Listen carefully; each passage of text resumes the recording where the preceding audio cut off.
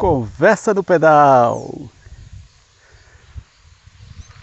dia 18 de janeiro de 2021, na estrada aqui entre Cedro e Poton, aqui sobre uma ponte, há um riacho aqui.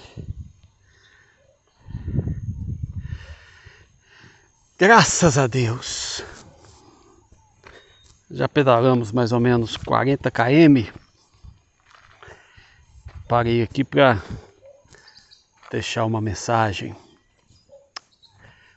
Arrependimento. Arrependimento é a palavra assim que mais choca o ser humano, porque o arrependimento ele vem após o reconhecimento do pecado. Reconhecer o pecado, ou seja, reconhecer o erro, reconhecer a sua transgressão, reconhecer a sua maldade. Principalmente nos tempos em que nós estamos vivendo, é muito difícil. Os seres humanos se tornaram, como diz a palavra do Senhor, orgulhosos, jactanciosos, prepotentes. E essa palavra pecado é uma palavra que foi riscada do vocabulário humano. Tudo é permitido, tudo é certo, tudo é relativo. No entanto, o pecado é uma realidade. Pecado não é apenas errar o alvo. É errar o alvo. Mas pecado é o estado de independência do homem e Deus. Deus chama as pessoas ao arrependimento. Não significa apenas reconheça o seu pecado, reconheça o seu erro. É volte-se para mim. Volte-se para o meu governo. Volte-se para a minha vontade. Porque a vontade de Deus é perfeita. A vontade de Deus é boa. A vontade de Deus é agradável. Cumprirmos a vontade do Senhor é a maior libertação que podemos ter. Jesus disse: conhecereis a verdade, e a verdade vos libertará. O homem se torna escravo do seu próprio pecado. Ele se torna enredado, preso às suas práticas ruins, porque, como diz a Bíblia, um abismo chama outro abismo. O pecado chama outro abismo. Uma mentira precisa de outra mentira. Uma transgressão precisa de outra transgressão. E os seres humanos vão acumulando pecados sobre pecados. Não somente praticam, mas aprovam aqueles que praticam.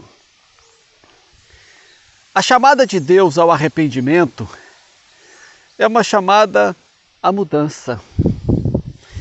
Quando o Evangelho foi anunciado pela primeira vez, depois que o Espírito Santo encheu aqueles poucos discípulos naquela época,